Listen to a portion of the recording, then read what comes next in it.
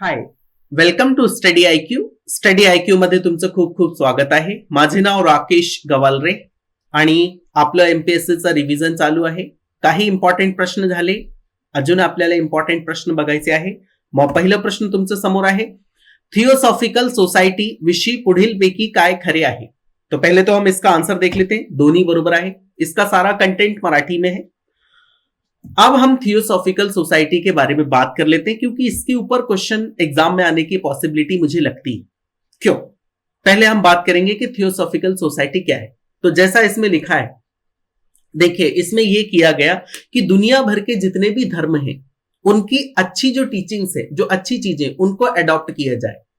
Instead of किसी एक धर्म की जो कट्टर चीजें उसको अपनाने की बजाय आपको क्या करना चाहिए, दुनिया भर के जो धर्म हैं उनमें से अच्छी चीजें अडॉप्ट कीजिए और उसको अपनाइए, लोगों को प्रेरित करिए. ये थियोसॉफिकल सोसाइटी का क्या है, डॉक्ट्रिन है. इसी पे उन्होंने अपनी थियोसॉफिकल सोसाइटी चलाई. अब देखिए एक और उन्होंने काम किया कि इसकी कंपैरेटिव स्टडी करनी है सभी धर्मों की. कंपैरेटिव स्टडी यानी क्या, किसी धर्म में कोई अच्छी चीज है, किसी में बुरी चीज है, तो इसमें से ज्यादा अच्छी जो है इसे ले लिया जाए और जो ज्यादा बुरी है दूसरे धर्म में, हालांकि किसी में कुछ अच्छा बुरा नहीं होता, खैर उनकी अपनी फिलॉसफी है थियोसॉफिकल सोसाइटी की. बट उन्होंने ये कोशिश की कि दुनिया भर के धर्मों का कंपैरिजन किया जाए और जो अच्छी चीज, जो अच्छा आउटपुट निकलता है उसको लोगों को अपनाने के लिए प्रेरित किया जाए. यही थी थियोसॉफिकल सोसाइटी. और देखिए यहां पर यही लिखे दोनों पॉइंट. थियोसॉफिकल सोसायटीच्या मान्यतानुसार प्राचीन हिंदू धर्म हा जगातील सर्वात मोठा आध्यात्मिक धर्म होय. इसने ये भी एक्सेप्ट किया था कि जो हिंदू धर्म है ये दुनिया का सबसे बड़ा और सबसे प्राचीन आध्यात्मिक धर्म है, ऐसा थियोसॉफिकल सोसाइटी का मानना था. फिर उन्होंने क्या किया, ये तो मैं पॉइंट बता चुका हूं. थियोसॉफी म्हणजे सर्व धर्मांचा तौलनिक अभ्यास करणे होय. थियोसॉफी का मतलब क्या होता है कि सभी धर्मों का तौलनिक यानी कंपैरिजन करके और उनका अभ्यास करना है और जो अच्छी चीजें हैं उसको अपनाने के लिए लोगों को प्रेरित करना है. अब ये न्यूज में एक आपने सुना होगा, गल्फ कंट्री में कुछ अब्राम या इब्राहिम करके कुछ धर्म वो लेके आ रहे हैं और उस धर्म की भी डॉक्ट्रिन यही है कि जो यहूदी धर्म में अच्छी चीजें हैं, जो मुस्लिम धर्म में अच्छी चीजें हैं, उन पॉइंट्स को अपनाया जाए लोगों के द्वारा, ना कि एक कट्टर धर्म के पीछे लग के और खून खराबा किया जाए. ऐसा वो नए धर्म का मानना है. तो ऐसा न्यूज में आया, वो काफी दिन तक न्यूज में रहा. गल्फ कंट्रीज में ऐसा हुआ है, वो अभी भी चल रहा है. तो हो सकता है कि ये इससे मिलता जुलता है थियोसॉफिकल सोसाइटी से, तो इसके ऊपर क्वेश्चन आने की संभावना बनती है. तो हम थियोसॉफिकल सोसाइटी के बारे में कुछ डेटा देख लेते हैं. इसकी स्थापना 1875 में मैडम ब्लावत्स्की ने की थी. नाम उनका क्या है, मैडम ब्लावत्स्की, और वो यूएसए से बिलोंग करती थी. और उन्होंने कहां पर स्थापना की थी, अड्यार चेन्नई में जो है वहां पर इसकी स्थापना की थी. बाद में ये दो पार्ट में स्प्लिट हो गया और उन दोनों के नाम अगर आप याद रखेंगे तो अच्छी बात है. Theosophical society Adyar Olcott Besant का था एंड थियोसॉफिकल सोसाइटी पसडेना.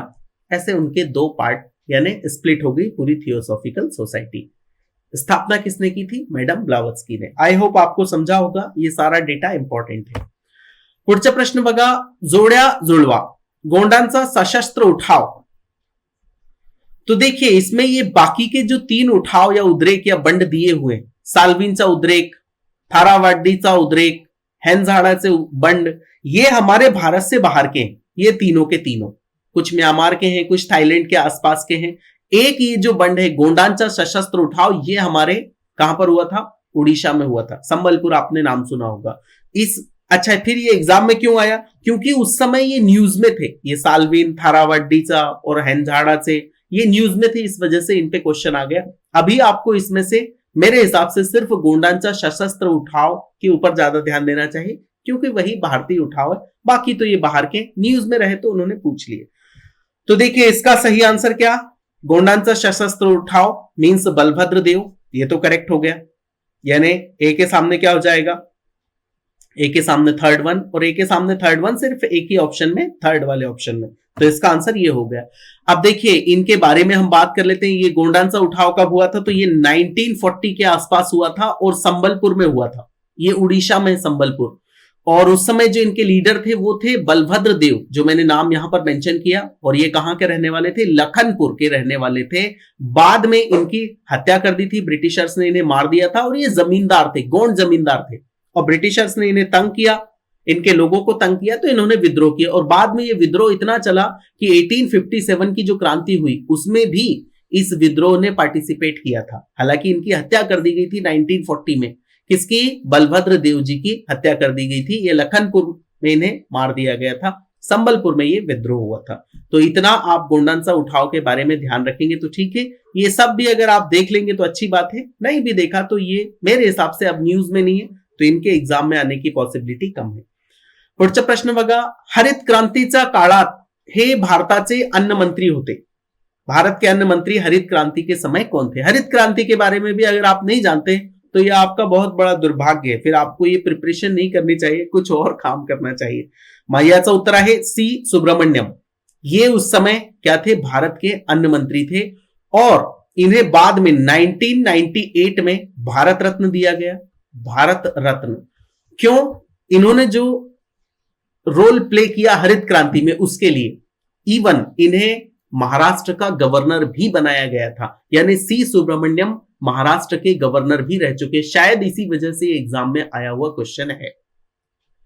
हरित क्रांति तो आप जानते होंगे कि जब हमारे देश में शुरुआत में जब आजादी मिली थी हमें, तो हमारे यहां पर तो प्रॉपर अन्न भी नहीं था लोगों को खाने के लिए, जो प्रोडक्शन होता था वो बहुत ही कम होता था, ब्रिटिशर सारी चीजें लूट के ले गए थे, तो काफी समस्याएं थी। तो उसके लिए फिर हमने सब्सिडाइज हमें फूड मिलता था, यानी अन्न मिलता था, किससे? यूएसए से, यूनाइटेड स्टेट्स ऑफ अमेरिका से। बाद में फिर हमने कहा यार ये तो चलेगा नहीं, फिर हमने फर्टिलाइजर्स का उपयोग करना शुरू किया, इरिगेशन की व्यवस्था की, और उसी का परिणाम है कि आज हम बहुत सारी चीजें एक्सपोर्ट करते हैं। जैसे हम गेहूं एक्सपोर्ट कर देते हैं, राइस भी हम एक्सपोर्ट करते हैं, इवन कॉटन एक्सपोर्ट करते हैं। इनिशियली ऐसा नहीं था जब भारत को आजादी मिली थी। तो जब हरित क्रांति हुई थी उस समय हमारे अन्न मंत्री थे सी सुब्रमण्यम, जो भारत रत्न जी ने मिला और जो गवर्नर ऑफ महाराष्ट्र भी रह चुके हैं। पुढचा प्रश्न बघा, ऑल इंडिया किसान सभेचे पहिले अधिवेशन डॅश येथे सहजानंद सरस्वती यांचा अध्यक्षतेखाली भरले होते। अब देखिए ये किसान आंदोलन भी काफी न्यूज में, इस वजह से इसके ऊपर भी रिपीट क्वेश्चन यानी इससे संबंधित क्वेश्चन आने की संभावना बनती है। मग याचं उत्तर आधी बघा, याचं उत्तर आहे लखनऊ। इसका जो अधिवेशन भरा था उसके अध्यक्ष कौन थे? सहजानंद सरस्वती, और यह अधिवेशन कहां पर हुआ था? लखनऊ में हुआ था। और इनके बारे में आपको पता होना चाहिए, सहजानंद सरस्वती जी के बारे में इन्हें कहा जाता है कि ये भारत में किसान आंदोलन के जनक इन्हें कहा जाता है। किन्हें? सहजानंद सरस्वती जी को। और इनका जन्म कहां पर हुआ? उत्तर प्रदेश के गाजीपुर में हुआ है, और ये किसान सभा के पहले अध्यक्ष भी रहे।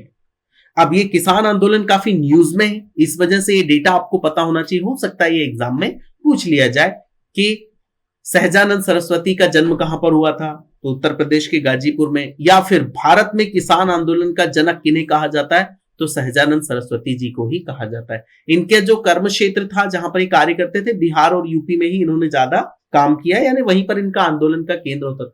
ये बहुत अच्छे राइटर भी थे, इन्होंने काफी अच्छी राइटिंग्स भी लिखी हैं। अगर आप इनकी 2-4 राइटिंग्स भी याद कर लेंगे तो कोई बुरी बात नहीं, क्योंकि किसान आंदोलन काफी न्यूज में, तो इस पे क्वेश्चन आने की संभावना बनती है। पुढचा प्रश्न बघा, खालीलपैकी कोणते विधान सत्य आहे? चाऊ एन लाय यांनी नेहरूंची दलाई लामा यांचा भारतातील राहण्याबद्दल बोलणी केली। नेहरूंनी दलाई लामांना तिबेटमध्ये परत जाण्यास सांगितले। आप देखिए ये बड़ी इंटरेस्टिंग चीज है। पहले तो इसका आंसर है दोनों ही सत्य है। आपको पता होगा पहले हमारे चीन के साथ संबंध अच्छे थे, 1962 के युद्ध से पहले। ऐसा कहा जाता था हिंदी चीनी भाई भाई, वो नारा खूब चलता था। बट बाद में यह हुआ कि चाइना ने किसके ऊपर अटैक किया? तिब्बत के ऊपर अटैक किया। तिब्बत अपने आप में एक राष्ट्र था, पहले एक नेशन था, बट चाइना ने तिब्बत को अपने कब्जे में ले लिया।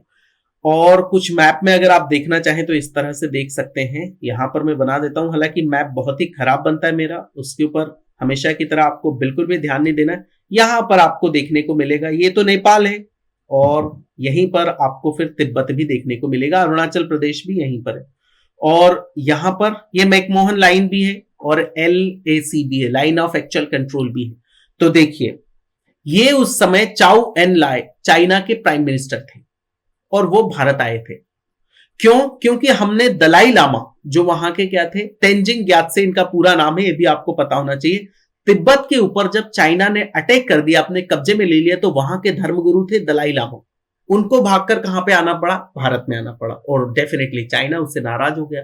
तो उनके जो प्राइम मिनिस्टर थे चाओ एन लाय, उन्होंने किसकी यात्रा की? भारत की यात्रा की। और उन्होंने कुछ ऑफर दिए थे, और वो ऑफर क्या थे वो मैं आपको बता देता हूं। एक इंपॉर्टेंट ऑफर उन्होंने ये दिया था, अगर ये शायद एक्सेप्ट हो जाता तो चाइना और भारत के बीच में ना तो 62 का युद्ध होता, ना इतने अभी तक स्ट्रेस चल रही होती, जो कि बॉर्डर पे डिस्प्यूट चलता रहता है। उन्होंने ये कहा था कि आप यहां पर अक्साई चिन्ह है, ये आपको पता होगा, जो जम्मू कश्मीर का हिस्सा हम इसे मानते हैं, अक्साई चिन्ह को, जो पाकिस्तान के कब्जे में था और पाकिस्तान ने गिफ्ट कर दिया किसको? चाइना को। तो ये जो चाओ एन लाय थे, इन्होंने कहा कि ये जो अक्साई चिन्ह है, इसको आप क्या करो, चाइना का मान लो। हम अभी भी उसको क्या मानते हैं? भारत का हिस्सा मानते हैं, जम्मू कश्मीर का हिस्सा मानते हैं। तो आप क्या करिए, ये जो अक्साई चिन्ह है, इसको किसका हिस्सा मान लीजिए? चाइना का। बदले में ये जो अरुणाचल प्रदेश है, इसको हम क्या करेंगे? आपका मान लेंगे। जबकि अरुणाचल प्रदेश के ऊपर चाइना अपना बार बार क्या दिखाता है? अपना क्लेम करता रहता है। वो ये दिखाता रहता है कि ये चाइना का हिस्सा है, तिब्बत का हिस्सा था वो कभी। तो सिंस तिब्बत उसके कब्जे में आ चुका है, तो चाइना का हिस्सा ये भी हुआ अरुणाचल प्रदेश। ऐसा कई बार चाइना ने दोहराया है। और उसने एक और ऑफर दिया था, चाओ एन लाय ने ये कहा था कि जो मैकमोहन लाइन है, जिसे भारत मानता है, भारत और चाइना के बीच कौन सी रेखा है? मैकमोहन रेखा है, जिसे कौन मानता है? सिर्फ भारत मानता है, चाइना उसको नहीं मानता। हम मैकमोहन लाइन को यानी मैकमोहन रेखा को भी एक्सेप्ट करने के लिए तैयार हैं, ऐसा चाओ एन लाय ने कहा था। बट अनफॉर्चुनेटली जो नेहरू जी थे उस समय प्राइम मिनिस्टर, उन्होंने कहा कि हम अक्साई चिन्ह आपका नहीं मान सकते, वो हमारा भारत का हिस्सा है, और उन्होंने उसको एक्सेप्ट नहीं किया। सही किया या गलत किया ये तो मैं नहीं बोल सकता, क्योंकि सही या गलत बताना मेरा काम नहीं है। मेरा काम है आपको तथ्य बताना। तो अब आप डिसाइड करिए कि क्या सही था क्या गलत था। और उसी समय चाओ एन लाय ने यह भी कहा था कि जो दलाई लामा है, जो भागकर भारत आ चुके, इनको आप वापस कहां पर भेजिए? चाइना में भेजिए। तो हमारे जो नेहरू जी थे इसके लिए तो तैयार हो गए थे कि हम दलाई लामा को कहां पे भेज देंगे? चाइना भेज देंगे। बट हम अक्साई चिन्ह को आपका हिस्सा नहीं मानेंगे, जो हम आज तक नहीं मानते। नहीं तो ये डिस्प्यूट अभी तक शायद नहीं होते। तो ये दोनों ही इसमें सत्य हैं, दोनों विधाने सत्य आहे। चाओ एन लाय यांनी नेहरूंशी दलाई लामा यांचा भारतातील राहण्याबद्दल बोलने के लिए कि आप इनको शरण ना दीजिए, ये व्यक्ति, क्योंकि चाइना उन्हें भगोड़ा मानता है, नेहरूंनी दलाई लामांना तिबेट मध्ये परत जाण्यास सांगितले। नेहरू ने यह कहा था कि दलाई लामा जी आप क्या करिए, वापस से अपने तिब्बत में चले जाइए। बट ऐसा हुआ नहीं, और फिर 1962 का युद्ध हुआ। और ये यात्रा कब हुई थी? 1960 में हुई थी, ध्यान रखना। 1960 में हुई थी, और 62 में तो फिर युद्ध हो गया। पुढचा प्रश्न बघा, 20 ऑगस्ट 1947चा नवशक्तीत प्रबोधनकार ठाकरे लिहितात, राज्याभिषेकचा वेळी शिवाजीने फडकवलेला झेंडा। अब ये तो बहुत ही रिपीटेड क्वेश्चन है। प्रबोधनकार ठाकरे के बारे में आपने सुना होगा, ये जो हमारे बाला साहेब ठाकरे थे उनके पिताश्री थे। और प्रबोधनकार ठाकरे भी एक सोशल रिफॉर्मर थे, काफी अच्छी पर्सनालिटी थी, वो मजबूत पर्सनालिटी थी जहां तक मैंने उनके बारे में सुना है। जैसे एक मैंने ये फैक्ट सुना है उनके बारे में, ये बात सुनिए कि दादर में जो गणेश उत्सव होता था उसमें दलित लोगों को जाने का अलाउ नहीं था। ब्राह्मण लोग या वो जो भी वहां के लोग थे वो दलित लोगों को अलाउ नहीं करते थे। तो इन्होंने क्या किया, प्रबोधनकार ठाकरे खुद गए अपनी मंडली के साथ, और उन्होंने कहा कि अगर आप दलितों को आरती में नहीं बुलाएंगे, इस सेलिब्रेशन में नहीं बुलाएंगे, तो मैं आपकी मूर्ति को क्या कर दूंगा? खंडित कर दूंगा। पहले तो हाथ जोड़कर माफी मांगी कि आप दलित लोगों को बुलाइए, क्योंकि उन्हें भी बुलाना चाहिए, आखिर वो भी इंसान है, ऐसा मानना था प्रबोधनकार ठाकरे जी का। और बदले में फिर वहां की जो मंडली थी उन्हें दलित लोगों को बुलाना पड़ा दादर में, ऐसा मैंने पढ़ा है। तो प्रबोधनकार ठाकरे, इन्हें एक उपाधि थी कोदंड की, काफी अच्छे राइटर थे, कोदंड इनको उपाधि दी गई थी। तो इन्होंने इनका जो ओरिजिनल नाम है, वो ओरिजिनल नाम है इनका क्या? केशव सीताराम ठाकरे, ये इनका ओरिजिनल नाम है। बाद में इनका न्यूज़पेपर था प्रबोधन, और उसी न्यूज़पेपर के नाम पर इनका नाम क्या पड़ गया? प्रबोधनकार ठाकरे। अदरवाइज इनका ओरिजिनल नाम क्या है? केशव सीताराम ठाकरे। तो अतिशय साधा होता, त्यावर कसलेही चिन्ह नव्हते, यानी छत्रपति शिवाजी महाराज ने जो झंडा फड़काया था उनके राज्याभिषेक के समय, जब उन्होंने औरंगजेब से और जो मुगल सल्तनत थी उसके साथ जो डिस्प्यूट होते थे, उनके बाद उनका राज्याभिषेक हुआ था, तो उसमें उन्होंने जो झंडा फड़काया था वो क्या था, अतिशय सादा था, सिर्फ एक भगवा झंडा था और उस पर कोई सा भी चिन्ह नहीं था। ऐसा इन्होंने लिखा है प्रबोधनकार ठाकरे ने 20 अगस्त 1947 के नव शक्ति में। पुढचा प्रश्न बघा, 1933 साली मुस्लिम लीगचा राजकीय पुढाऱ्यांनी जॉइंट कमिटी ऑफ कॉन्स्टिट्यूशनल रिफॉर्मच्या पुढे पाकिस्तानच्या मागणीला काय म्हटले? अब देखिए, कई बार कई रिफॉर्म हुए ब्रिटिशर्स के जमाने में भी। ब्रिटिशर्स ने हमेशा कोशिश की कि मैटर को सेटल किया जाए, ये जो विवाद हो रहा है, आंदोलन हो रहा है, इसको कम किया जाए, या फिर जो मुसलमानों ने इसकी मांग की थी, किसकी, मुस्लिम लीग ने खासकर पाकिस्तान की मांग की थी, उसके बारे में भी विचार जाने जाए, या फिर जो दलित लोग आरक्षण की मांग कर रहे थे उसके बारे में भी विचार जाने जाए। ये सबको ध्यान में रखते हुए एक ऐसा ही एक रिफॉर्म हुआ था, कौन सा, joint committee of constitutional reform. तो जब वो ऐसी कोई कमिटी बनाते थे तो उसके सामने जो रिप्रेजेंटेटिव है, जैसे दलितों के रिप्रेजेंटेटिव बाबा साहेब अंबेडकर थे, कांग्रेस के रिप्रेजेंटेटिव जो भी उस समय अध्यक्ष होता था, जैसे महात्मा गांधी ने भी कई बार कांग्रेस को रिप्रेजेंट किया, या फिर सरदार पटेल थे, नेहरू जी थे, ये सब जाके अपने विचार रखते थे, या फिर सिख कम्युनिटी का है कोई तो उनका रिप्रेजेंटेटिव जाता था, वो सारे रिप्रेजेंटेटिव बुलाते थे। ऐसे ही पाकिस्तान की मांगनी को मुस्लिम लीग ने 1933 के जो रिफॉर्म हुआ उस कमिटी के सामने जाकर क्या कहा था की ते शिक्षकांचे स्वप्न आहे, नहीं ये गलत है, इसका सही आंसर है ते विद्यार्थ्यांचे स्वप्न, ऐसा कहा था किसने, मुस्लिम लीग ने 1933 के joint committee of constitutional reform के सामने। तो इतना इंपॉर्टेंट ये है नहीं, फिर भी मैंने आपके सामने रखा है। अगला प्रश्न देखिए, एमए साठी डॅश यांचा प्राचीन भारतातील व्यापार हा प्रबंधाचा विषय होता। जब एमए किया तो इनमें से किस व्यक्ति ने एमए इसमें किया था, प्राचीन भारतातील व्यापार। तो ये तो रिपीटेड क्वेश्चन है, कई सारी एग्जाम्स में ये आया हुआ है, तो डेफिनेटली इसका आंसर है डॉक्टर बाबा साहेब अंबेडकर। और डॉक्टर भीमराव अंबेडकर पर भी आपको कम से कम 1 या 2 क्वेश्चन देखने को मिलते ही हैं, फैक्चुअल डेटा है, याद रखिएगा। बहुत सारे वो पढ़े लिखे व्यक्ति थे, वो उनके पास काफी एज्युकेशन थी। पुढचा प्रश्न बघा, महात्मा गांधीजींनी मुस्लिमांचा खिलाफत चळवळीस पाठिंबा दिला, कारण, उसका क्या कारण था? उन्होंने जो मुसलमानों का खिलाफत मूवमेंट था उसको पाठिंबा दिया था। आपको पता होगा 1920 में असहकार्य आंदोलन यानी असहयोग आंदोलन हुआ था, तो उसमें यह डिसाइड हुआ था कि आप खिलाफत मूवमेंट को हम सपोर्ट करेंगे, यानी कांग्रेस ने यह कहा था, और मुसलमानों से यह कहा गया कि आप असहयोग आंदोलन को सपोर्ट कीजिए। खिलाफत मूवमेंट क्या थी, कोई एक खलीफा था किसी अरब कंट्री में, आई थिंक इजिप्ट में था, उसको हटा दिया था, इजिप्ट में या फिर रोम का कुछ ऐसा खलीफा था, उसको हटा दिया उन्होंने, तो वो खलीफा की स्थापना के लिए भारत में आंदोलन हुआ। तो देखिए ऐसा होता रहता है कि दुनिया भर में कहीं कोई घटना होती है और उसका भारत में परिणाम होता है, कई बार ऐसा देखने को आता है। जैसे अभी इस समय क्या है, पाकिस्तान है, तो कभी वो भारत का हिस्सा था, तो जब शार्ली एब्दो का कुछ प्रकरण हुआ था तो पाकिस्तान में उसका कितना विरोध हुआ, उसके पीछे कितना आंदोलन हुआ, ये आपने देखा होगा। तो इसी प्रकार से उस समय भी होता था, ऐसा नहीं कि सिर्फ ये अभी ही होता है। सो महात्मा गांधीजींनी मुस्लिमांचा खिलाफत चळवळीस पाठिंबा दिला, कारण त्यांना या चळवळीतून हिंदू मुस्लिम ऐक्य साधायचे होते। बिल्कुल सही है, इससे क्या हिंदू मुसलमान एक हो जाएंगे, ये मानना था गांधी जी का। त्यांना या चळवळीचा उपयोग देशाचा राष्ट्रीय चळवळीची प्रगती करून घेता येईल असे वाटले म्हणून। तो डेफिनेटली अगर हमने खिलाफत मूवमेंट को सपोर्ट दे दिया तो वो भी हमें सपोर्ट दे देंगे। और देखो ये मेरे हिसाब से एक पूरी तरह से पॉलिटिकल डिसीजन था, क्योंकि गांधी जी ने सोचा कि खिलाफत मूवमेंट को अगर हम सपोर्ट कर भी देते हैं तो हमारा बदले में जाता क्या है, कुछ भी नहीं जाता।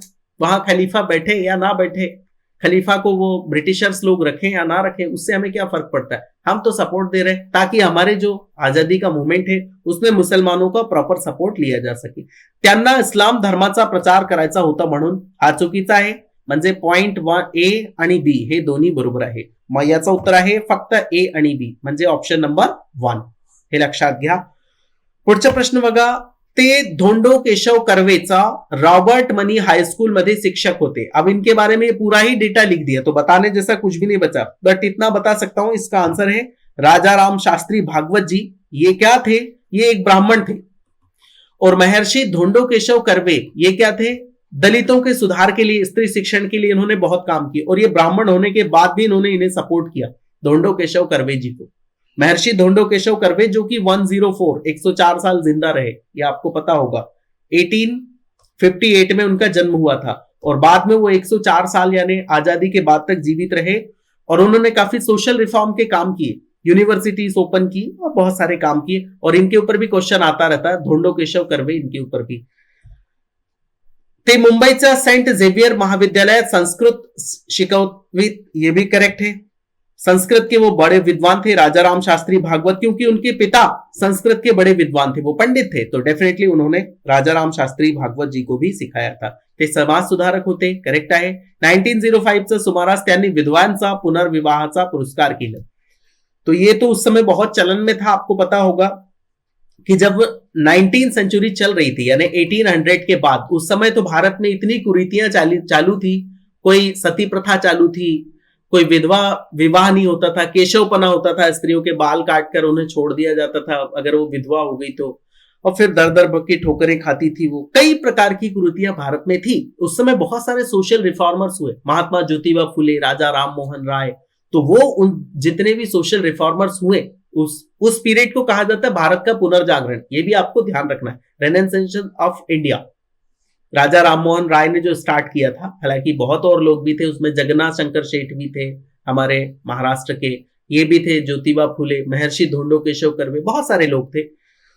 तो उस समय के ऊपर भी क्वेश्चन आते रहते हैं। जाती व्यवस्था व अस्पृश्यता यांना त्यांनी कडाकडून विरोध केला होता। उस समय यही करने को था क्योंकि जाती व्यवस्था भी बहुत ज्यादा फैली हुई थी। मग ते कोण होते, याचं उत्तर आहे ते होते राजाराम शास्त्री भागवत। पुढचा प्रश्न बघा, ही महाराष्ट्रातील पहिली राजकीय संघटना होती। इसका सही आंसर है बॉम्बे एसोसिएशन, और इसकी स्थापना जो की थी वो नाना जगन्नाथ शंकर शेठ ने की थी। नाना जगन्नाथ शंकर शेठ, इन्हें क्या कहा जाता है, मुंबई के शिल्पकार। यहां जो हमारे यहां पर रेलवे लाइन बिछी थी, मुंबई से ठाणे के बीच में चली थी 1853 के अराउंड, उसमें भी बहुत ज्यादा जो पार्टिसिपेशन था, जो कोशिश थी, वो नाना जगन्नाथ शंकर शेठ की भी थी। तो बॉम्बे एसोसिएशन की स्थापना भी जगन्नाथ शंकर शेठ इन्होंने की थी। और इसके जो पहले अध्यक्ष बने थे वो कौन बने थे, सर जमशेद जी जीजी भाई वॉज द फर्स्ट प्रेसिडेंट। ये पहले अध्यक्ष थे किसके, बॉम्बे एसोसिएशन के। और बाद में फिर इसी बॉम्बे एसोसिएशन के ही मेंबर्स ने मिलकर कांग्रेस की स्थापना की थी, ध्यान रखना। महाराष्ट्र का बहुत बड़ा योगदान है भारत की आजादी में, लोगों में जागरूकता फैलाने में। हालांकि पूरा देश अपना है, बट महाराष्ट्र का काफी योगदान मैं मानता हूं। भाऊदाजी लाड, दादा भाई नौरोजी, ये सारे उसके मेंबर थे बॉम्बे एसोसिएशन के। बाद में इसी के सदस्यों ने मिलकर 1885 में 1885 में यानी इंडियन नेशनल कांग्रेस INC की स्थापना की थी, भारतीय राष्ट्रीय कांग्रेस की। पुढे बघा, राव बहादूर शेंबेकर यांनी पुणे विद्यापीठाला सुरुवातीच्या काळात 1 लाख रुपये डॅश संशोधनासाठी दिले होते। तो पुणे विद्यापीठ को इन्होंने दिए थे गुड़ का जो रिसर्च है उसके लिए। गुड़ आप जानते होंगे, तिल गुड़ गया, गुड़ बोला, ये वही वाला गुड़। तो ये गुड़ के ऊपर रिसर्च करना है ताकि लोग जो किसान है, शेतकरी है, और अच्छी तरह से उसका प्रोडक्शन कर पाए। उसके लिए उन्होंने 1 लाख रुपए, इन्होंने राव बहादुर शेंबेकर, इन्होंने 1 लाख रुपए किसको दिए थे, पुणे विद्यापीठ को, ताकि वो गुड़ पे क्या करें, रिसर्च करें। रिसर्च तो आप जानते होंगे, शोध करें। पुढे बघा, पंडिता रमाबाईने केसर ए हिंद किताब का देण्यात आलं। केसर ए हिंद किताब एक और व्यक्ति को भी था, ध्यान होना चाहिए आपको, महात्मा गांधी जी को भी केसर ए हिंद पदक दिया गया था और अंग्रेजों ने ही दिया था। क्योंकि पंडिता रमाबाई को इसलिए दिया गया क्योंकि उन्होंने स्त्री शिक्षण के ऊपर काफी जोर दिया, और वो क्या थी, एक ब्राह्मण महिला थी, ब्राह्मण थी और काफी विद्वान थी। उन्हें काफी सपोर्ट किया। किसने सपोर्ट किया, गोपाल गणेश आगरकर, हमारे जो टिळक हैं, उन्होंने भी सपोर्ट किया। बहुत सारे जो महाराष्ट्रियन जो समाज सुधारक थे या जो इंपॉर्टेंट पर्सनालिटी थी, उन्होंने इनको सपोर्ट किया। बट बाद में पंडिता रमाबाई ने क्या किया था, क्रिश्चियन धर्म स्वीकार कर लिया था और इसको लेकर टिप्पणी भी की थी कि इन्होंने, हमारे जो टिळक हैं उन्होंने, और डेफिनेटली लोग नाराज हो ही गए। और इन्हें संस्कृत का काफी ज्ञान था क्योंकि इनके मम्मी पापा क्या थे, वो पंडित थे। तो इन्हें केसर ए हिंद का पदक किसने दिया, ब्रिटिशर्स ने दिया था। किस लिए, त्यांचा स्त्री शिक्षण कार्याचा गौरव करण्यासाठी। और भी आपको मैं बता दूं, हंटर कमिशन आपने सुना होगा, हंटर कमिशन पुढे साक्ष्य पण दिले होते पंडिता रमाबाई ने। हंटर कमीशन शिक्षा में सुधार के लिए कमीशन आया था उस समय महात्मा ज्योतिबा फूले भी जीवित थे, उन्होंने भी हंटर कमीशन के सामने साक्ष्य दिए थे, यानी उसके सामने अपनी मांगनी रखी थी। इन्हें भी बुलाया गया था, पंडिता रमाबाई को। इन्होंने लगभग लगभग एक जैसा ही बोला था कि भारत में जो टीचर्स हैं वो अच्छे एजुकेटेड होना चाहिए, ज्यादा से ज्यादा शालाएं हमें ओपन करनी चाहिए, वेस्टर्न एजुकेशन लोगों को देने की कोशिश करनी चाहिए, जो हमारी स्थानीय भाषा है उसमें एजुकेशन देने की कोशिश करनी चाहिए। तो पंडिता रमाबाई ने भी यही किया था।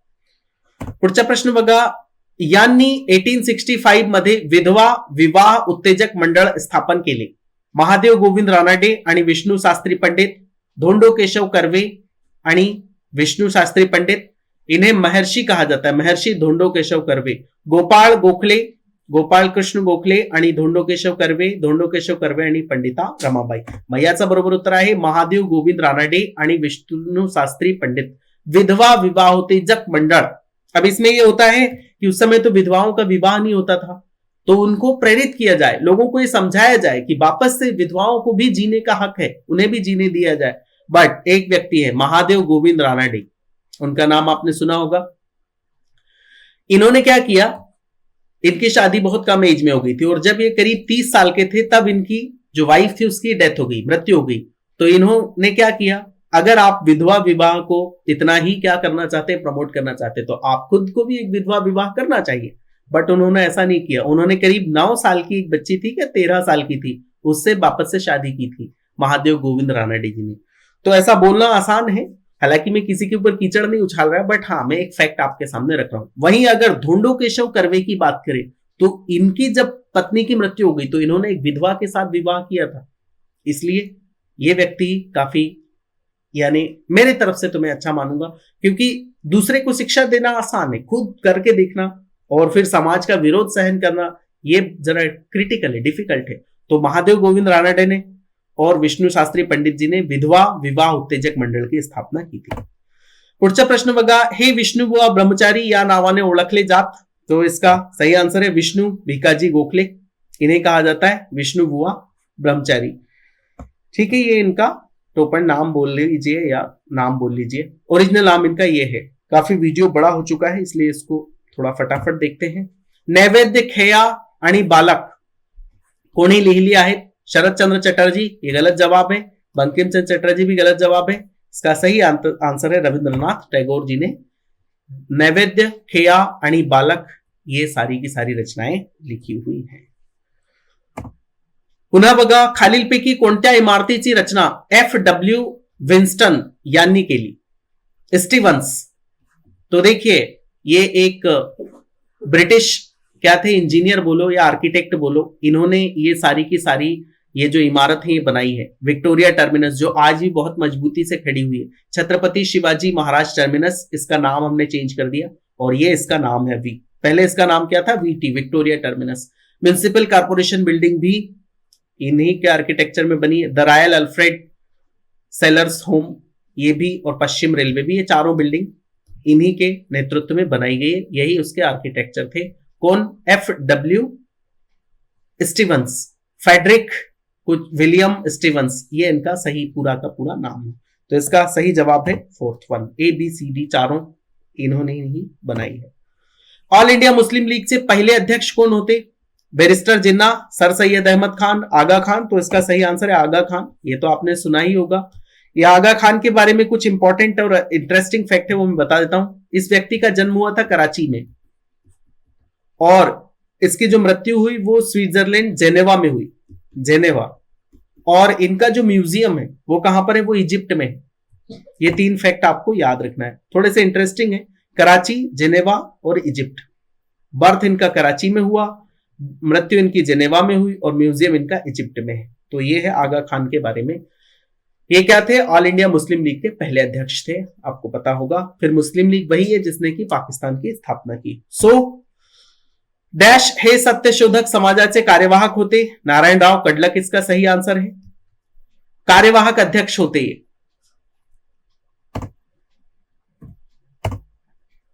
माझा प्रवास हे पुस्तक कोणी लिहिले? तो इसका आंसर है गोडसे भटजी। गोडसे भटजी पूरी भारत में घूमते रहे, उनके पास बैलगाड़ी थी उससे घूमते रहे, कुछ ट्रेन भी बन गई थी उससे घूमते रहे, ट्रैवलर है वो, और उस अपना जो एक्सपीरियंस है वो लिखते रहे। और इनमें सबसे इंपॉर्टेंट ये है कि जो 1857 की क्रांति हुई थी, ये 1857 की क्रांति को इन्होंने कवर किया, यानी इनकी जो राइटिंग है, इन्होंने खुद देखा 1857 की क्रांति को, जब ये नॉर्थ इंडिया में ट्रेवल कर रहे थे, मध्य प्रदेश या यूपी में जब ये ट्रेवल कर रहे थे, तब इन्होंने 1857 की क्रांति को खुद देखा, और उन्होंने ही ये बुक लिखी है माझा प्रवास।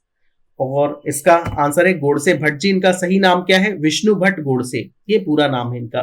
True and unique experiences of first war of independence of 1857, इस पे ये बुक है।